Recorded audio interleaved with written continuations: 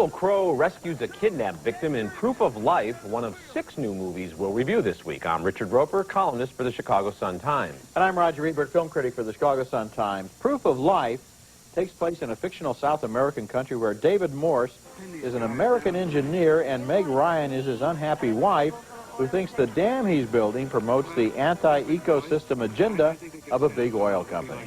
They have a fight, and before there's a chance to make up, Morse is kidnapped. Look, I'm not doing anything. I'm not doing anything. I'm not doing anything. Enter Russell Crowe as a professional kidnap and ransom expert for a London insurance company. But we want a proof of life, and we're not paying for it. If there's any good faith, maybe can start with that. Okay, Uncle Tio. So you are the one in charge now, huh? That's right. Good. Then you will be responsible for the death of Peter Bowman. Oh, gee. You understand me? You are responsible. He's gone? Yeah. It's all right, just get used to it. It's the way it's done. Meanwhile, Morse is led through the jungle by his captors, for whom kidnapping is strictly business. Hey, you stay here. Se necesita tu baño. Everything leads up to a daring attempt to snatch the hostage from the kidnapper's mountain hideaway. I know you're in pain, mate. You've got to keep going, okay? As fast as you can. They'll kill you this time, Peter. Stay on this path. This path leads to Alice. This path leads home. Proof of Life is an ambitious movie that wants to be more than a thriller. It wants to show the Russell Crowe character as a hard-bitten pro who develops a soft spot for the wife of the man he's trying to save. The movie limits their romance to a kiss and some body language, however. A sex scene was reportedly cut, maybe because it seemed more poignant for Crowe to keep his distance. The movie is well acted and the technical credits are impressive, but somehow the passion isn't there. All the elements are present, but they don't achieve critical mass. Proof of Life is an interesting movie, but finally not a compelling one. It's not compelling, and maybe they should have included the romance, because without the romance, you're not quite sure why he comes back to work with her. And Meg Ryan, who I like a lot, is all wrong for this part. Pamela Reed, who plays the sister of David Morse, has got a lot more spunk, a lot more fire. And Meg Ryan, even when her husband's been kidnapped, she still has time to kind of tease her hair, and she's in the kitchen making nice dishes for everybody, and she's wearing these cute little tank tops, and you don't really feel the angst that she should be having. I think you're being a little hard on Meg Ryan here. I think that she's trying to carry on life, and of course, there's another subtext there, which is she had a big fight with her husband right before he was kidnapped, so her feelings are very conflicted. But the problem with that big fight scene, Roger, I think they set that up so that we maybe will sympathize with her more if she has a romance with Russell Crowe, but she doesn't have a romance with Russell Crowe. She has an unspoken romance. I think they're maybe going for kind of a Casablanca feeling here. There's definitely a they love each other, but for reasons involving nobility and restraint, they don't express it. I think it's maybe better that they don't have a sex scene in the movie. And then the whole thing about this kidnap and rescue mission that Russell Crowe has done, he spends most of his time on the wire with this guy negotiating. They should have had like George Steinbrenner do this, because he could have said, I'm going to pay this much. No, you should pay this much. Well, we want this. It's funny because I'm voting thumbs down on this movie, but I'm not agreeing with a lot of your points here. I think it's fascinating to see how these guys come in as pros in order to negotiate the lowest possible ransom. But he's this big muscular guy who knows how to wield a gun. He's not a negotiator. To me, it's like, why have Russell Crowe in that role? Russell Crowe doesn't fit my definition of big and muscular. Really? Yeah, have you seen Arnold Schwarzenegger lately? Well, Russell Crowe's a pretty powerful guy. Okay, we didn't like this movie for different reasons. Our next movie is Pollock, the directorial debut from Ed Harris, who also shines in the title role. Jackson Pollock shocked and seduced the modern art world in the 40s with his abstract expressionist paintings. But his ascension to media darling and museum superstar was slow and torturous. Harris plays Pollock as a drunken, unstable lout who reserved his deepest cruelty for those who loved him, like his wife Lee Krasner, played by Marcia Gay Harden. You're not just randomly putting paint on the canvas, you're painting something. You can't abstract from nothing. You can only abstract from life, from nature. I am nature. If you only work from inside yourself, you'll repeat yourself. Why don't you paint the bay? Awed by his talent as an artist, Krasner devotes herself completely to Pollock, hoping to save him from himself and allow his creative genius to flourish. We are painters, Jackson. We don't have any money. We don't get by. We struggle. But you are a great artist. I believe in Jackson Pollock. And there's you, and there's the painting, and you need. Jackson Pollock was an American original whose paintings vibrate and sing, but he was also something of an artistic cliche with the hard drinking, the psychological demons, the womanizing, the childish temper tantrums, all of it. Harris captures each of these flaws and wears them proudly like the paint splatters on Pollock's dungarees. His hairline fades and his gut bulges as Pollock declines, but Harris's performance is born in his eyes, at once steely and filled with fear. It's an exceptional piece of work. Oh, I really agree with you. This movie hits a home run by Ed Harris, both as an actor and as a director, and this is one of the most convincing and persuasive artistic biographies I've ever seen. First of all, it gets the art world right. We really feel that we're looking at a man who is a professional and knows what he's doing and knows how he's doing it. And then we see the characters like Jeffrey Tambor as Clement Greenberg, the famous critic who influenced his career so much. And we see the ups and downs of manic depression and alcoholism. Because after all, this really is the portrait of a man who kills himself with booze and manages to do a lot of painting before that happens. You know, it's sometimes hard to show a painter in action in the movies because you just show him trying to imitate what the paint really looked like. But Harris has got such a great touch when he's throwing the paint on the canvas and when he's not happy with his own work and when he finally does break through. I think it's a great movie. Coming up later, Chris O'Donnell and Scott Glenn in the cliffhanging adventure Vertical Limit. Coming up next, The Emperor's New Groove. You're safe now. Or not. You top me off, pal? Be a friend? Now, about you finding new work. That's going to be tough. Lord Broccoli? Because you're, I don't know, let's face it, you're no spring chicken. The bratty emperor of a jungle empire is given a secret potion by his rival for the throne. In that scene, it's supposed to kill him, but it only transforms him into a llama in The Emperor's New Groove, the new animated film from Disney. That was David Spade's voice as the emperor named Kuzco. Sounds like a discount chain. The incomparable Eartha Kitt is his enemy, Yzma, and Patrick Warburton is Kronk, who is Yzma's henchman and personal chef. The llama winds up in the fearsome jungle where he spends a terrifying night. Oh, for me? Why, I don't know what to say. Hit the road, Bucky.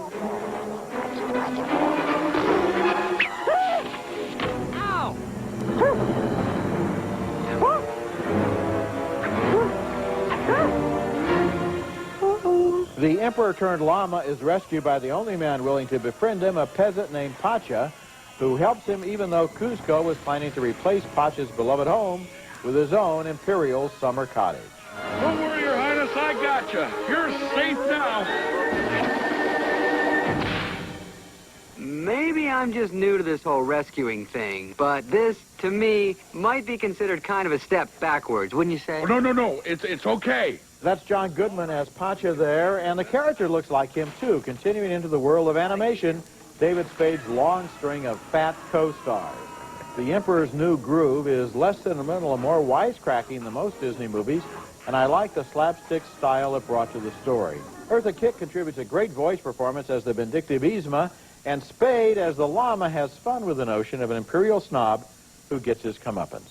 This is a fun movie, and after a lot of dreary holiday family movies, I was really delighted by this movie from start to finish. My favorite is actually Patrick Warburton, who was Putty on the old Seinfeld show, and he's playing this Kronk guy who's the big henchman, but he also has like a kind of domestic side. He's very proud of his cooking skills. And his secret desire is to be on the Food Channel instead of running the intrigues in the castle here. And this has got that nice tradition, too, where there's a lot of things for the grown-ups in the crowd, a lot of in-jokes. They do a whole thing on when you go to places like Bennigan's, and they sing that little happy birthday song. There's a tribute to that in here. David Spade, really funny, and John Goodman adds a lot of depth and humanity to his character, and just a delight throughout. I agree. You know, looking at this movie and also thinking back to Rugrats, it still remains a mystery to me why so many people went to see The Grinch, because that movie, to me, was such a downer compared to the brightness of a movie like this. Well, I didn't like Rugrats, but I do like The Emperor's New Groove, and I think it's the best family holiday movie this season. Okay, coming up next, Chris O'Donnell leads a race against time and the elements in Vertical Limit.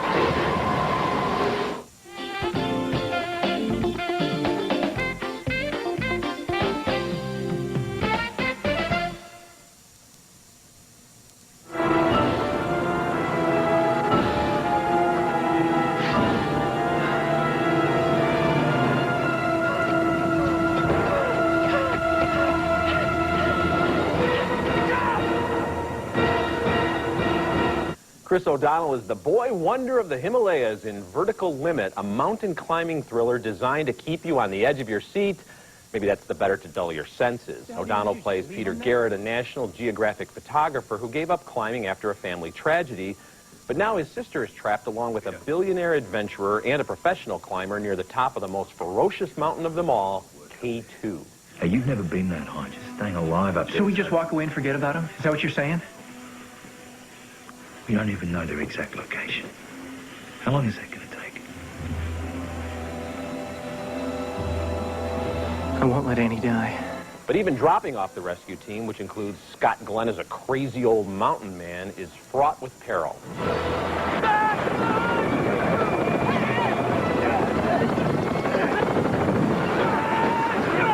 Isabella Scorupco is a climber who looks like a fashion model, and Steve Lamarquand is a wisecracking slacker climber.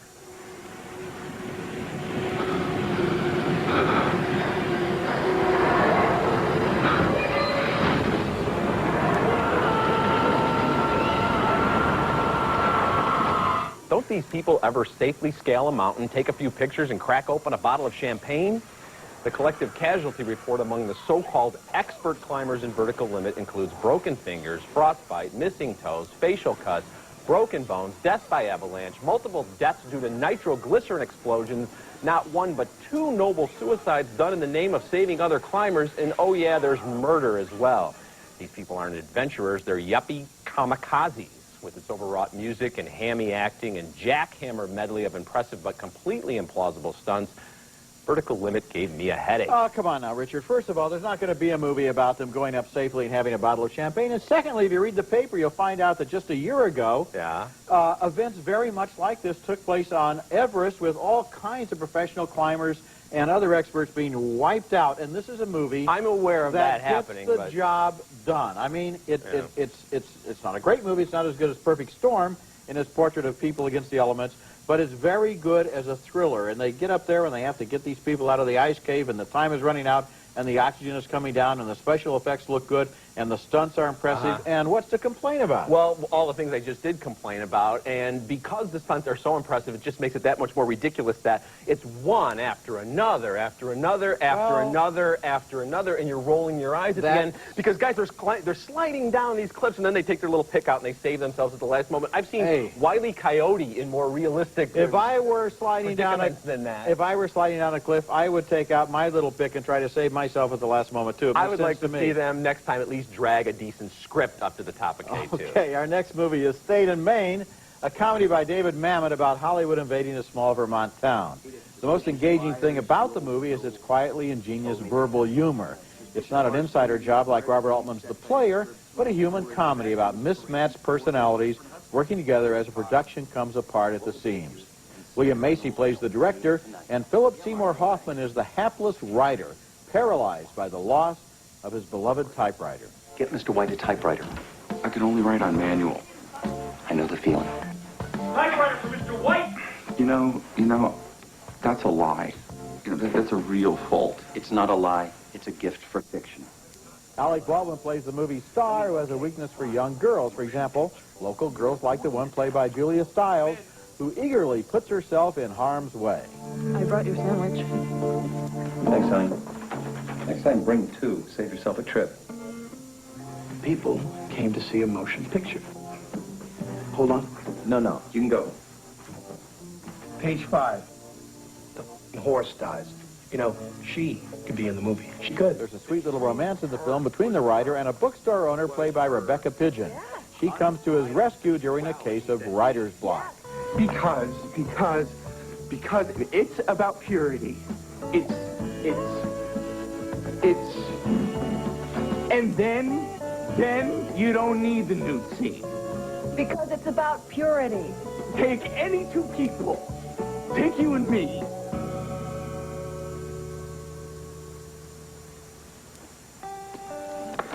David Mamet is an architect of dialogue that somehow sounds natural and mannered at the same time. State of Maine is filled with wonderful lines. For example, the reason why firehouse mascots are Dalmatians and not sardines. And Macy's phone conversation where he says, I'm in Waterford, Vermont, and his producer says, where is it? And he shouts back, that's where it is. And all the characters, including Charles Durning as the mayor, Sarah Jessica Parker as an actress, and David Paymer, as the producer, keep intersecting. I like the way the stories cut back and forth. I also like the closing line, cue the dead horse. State and Main is lovable and funny, and when you're not laughing, you're smiling. Anytime you talk about Mamet, you got to start with just the terrific, fantastic script. Yeah. I mean, the writing is so good here. Every character in this movie has some good lines. And you're right, you know it's Mamet, and there's a way they repeat their phrases a lot, but it still has that realistic feel, and it's so funny. Maybe Best in Show is the only other movie that made me laugh more all year. There's so many good lines. And Alec Baldwin sending himself up as this actor who's so self-involved and worried about being a little too beefy. Sarah Jessica Parker as this bimbo actress who all of a sudden finds God, and she's not going to show her breasts. And one guy goes, she'll show her breasts in a voiceover most of the time. And all of a sudden now, I mean, it just catches these little nuances so well. I like the way, too, that they handle the movie's so-called plot, which involves the old mill. The old mill. And then you don't need the old mill, even though they've come there for the old mill. But then the old mill burned down. And it just shows how oftentimes when you get on a movie set, the plot, no matter how good the movie is going to be, just simply sounds ridiculous. The first thing they do is fire the writer when they show up. Just a fantastic movie. Okay, coming up next, if you're suffering from election year burnout, you'll want to check out my video pick of the week. Who put you up to this? What do you mean? You just woke up this morning and suddenly decided to run for president? Ebert and Roeper's Video Pick of the Week is brought to you by Yogurt Raisinets. Creamy yogurt flavor, juicy California raisins, Yogurt Raisinets. If you've been pummeled into a state of election fatigue by weeks of dangling chads and manual recounts, the 1999 release Election will restore your faith in the comedy of dirty politics. Matthew Broderick is Jim McAllister, an uptight high school teacher who can scarcely contain his resentment of all those teenage know-it-alls destined to lead bigger lives than his. Jim's chief nemesis is Reese Witherspoon's Tracy Flick, who is running for student government president. Tracy Flick. Tracy Flick. I've seen a lot of ambitious students come and go over the years, but Tracy Flick, she was a special case. But Tracy's more than just ambitious. She's a tightly wound little conniver who will do anything to get ahead. When I win the presidency, that means you and I are going to be spending a lot of time together, and I, for one, would really like that time to be harmonious and productive. Wouldn't you? Sure. Election might be disguised as a high school comedy, but it has little in common with the American Pies of the genre. Director and co-writer Alexander Payne has fashioned a sly and dark satire on the American political system with great performances by Broderick and Witherspoon. This is a smart and sophisticated movie filled with keen insights about the cheerful deception that dominates politics from high school to Florida to the White House, and it's my video pick of the week.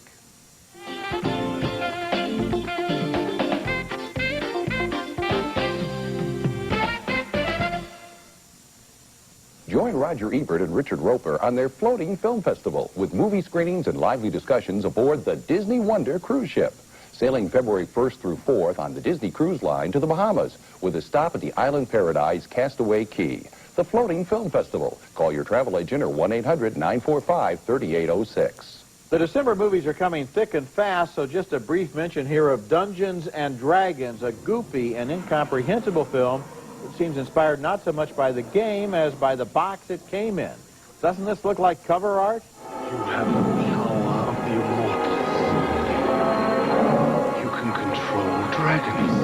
The dragon army is like mine. I can crush them. I was surprised to see Jeremy Irons in the movie as an evil usurper, but I suppose he did it for fun, and I hope he had more fun than I did. Well, I hope he got a lot of money for it, because it's a very silly movie with lurching dragons. And Dungeons and Dragons, isn't that like over? It's like a movie based on Pong. What's the point? You know, what I couldn't figure out is the function of dragons in the ecosystem of this kingdom, because they basically exist just to materialize out of nowhere, fly around, and be shot down. It's kind of a... That's their purpose.